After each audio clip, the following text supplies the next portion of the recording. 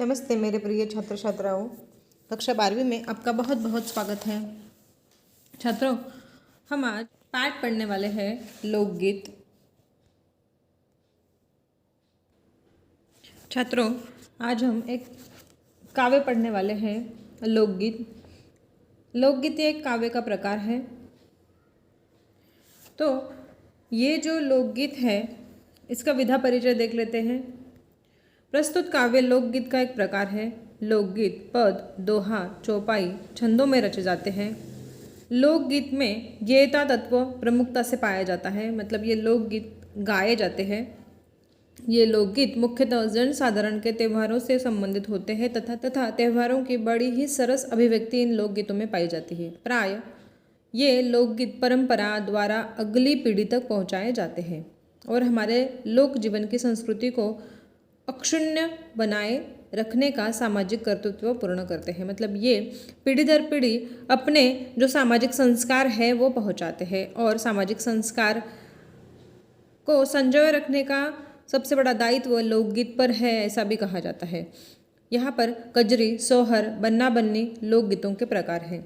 लोकगीतों की भाषा में ग्रामीण जनजीवन की बोली का स्पर्श रहता है। सहज सरल शब्दों का समावेश ग्रामीण प्रतीकों, बिंबों और लोककथा का आधार लोकगीतों को सजीव बना देता है। पाठ परिचय है यहाँ पर। सावन भादो के महीने में प्रकृति का सुंदर और मनमोहक दृश्य चारों ओर दिखाई देता है। नव विवाहिताएं मायके आती हैं, युवतियाँ हर्षित हो जाती हैं, पेड़ों पर झूले पड़ते हैं, वर्षा से पूरी धरती हरी भरी हो उठती है, नदियाँ बहती हैं, चेहरे त्योहारों की फसल उगाती है, सबके चेहरे चमक दमक उठते हैं। यही भाव सावन के गीत इस कजरी में व्यक्त हुआ है।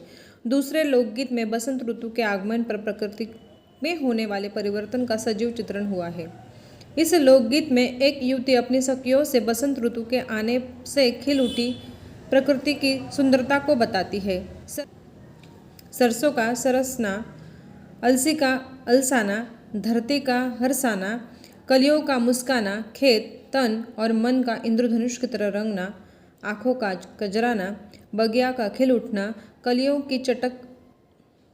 का चटक उठना और अंत में वियोग की स्थिति इस लोकगीत में व्यक्त जनमानस की भावना को कलात्मक अभिव्यक्ति प्रदान करती है।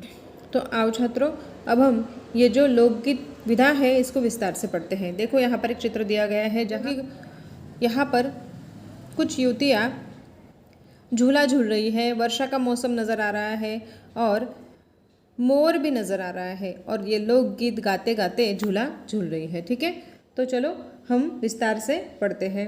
सबसे पहला लोकगीत है सुनो रे सखिया। आइल बसंत के फूल रे सुनो रे सखिया, सरसों सरसाइल, अलसी अलसाइल, धरती हरसाइल, कली कली मुस्काइल, बन के फूल रे सुन रे सखिया आइल। खेत बन रंग गयल, तन मन रंग गयल, आयसन मन भयल, जैसे इंद्रधनुष के फूल रे सुनो रे सखिया आइल। अखिया कजराइल, सपना मुस्काइल, कंठ राग भराइल, बगिया फूल यौवन फूल रे सुन रे सखिया आइल।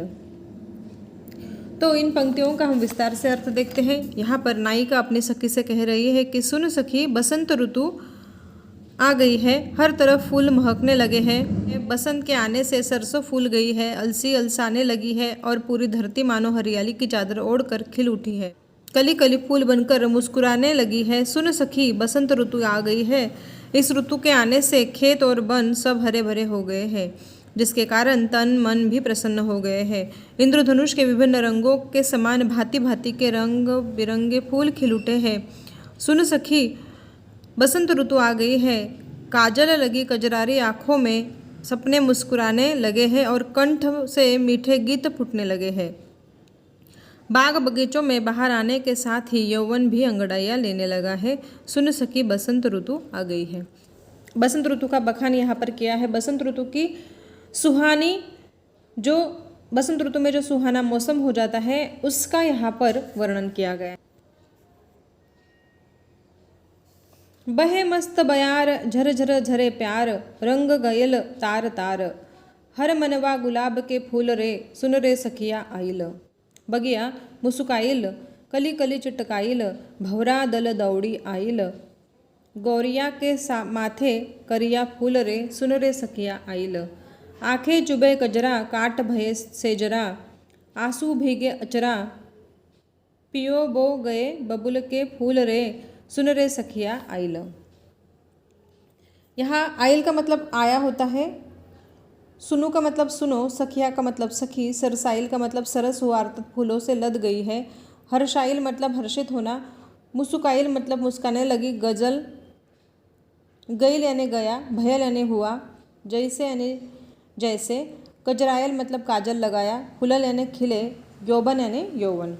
तो चलो हम पंक्तियों का विस्तार से अर्थ देखते हैं। मधुर मस्त बयार चल रही है, मानो प्यार बरसा कर हृदय का तार तार रंगने लगी है। हर व्यक्ति का मन गुलाब की तरह खिल रहा है। सुन सखी बसंत ऋतु आ गई है। बाग बगीचे हरे भरे हो गए हैं, कलियां खिलने लगी है, भंवरों के दल प्रसन्न होकर फूलों पर मंडराने लगे हैं। गौरैया भी माथे पर काला फूल सजाकर इतराने लगे हैं। सुन सखी बसंत ऋतु आ गई है। सखी ऐसी मन भावन ऋतु में मेरे पिया मेरे पास नहीं है। प्रिय के वियोग में आंखों में लगा काजल भी चुभ रहा है, अच्छा नहीं लग रहा है। सेज मानो कांटों से भर गई है, आंसुओं की झड़ी लगी है। ये सभी मनमोहक दृश्य बबुल के कांटों की प्रतीति कर रहा है। पर सखी बसंत ऋतु फिर भी आ गई है फूलों की महक लेकर। तो यहाँ पर बसंत ऋतु का बखान है, लेकिन शुरुआत में तो बहुत ही मनमोहक वर्णन है, लेकिन आखिर में वियोग रस भी यहाँ पर देखने को हमें मिलता है। तो ऐसा ये लोकगीत सुन रे सखिया, यह हमने आज पढ़ा है छात्रों। आशा करती हूँ आपके समझ में आया होगा। धन्यवाद।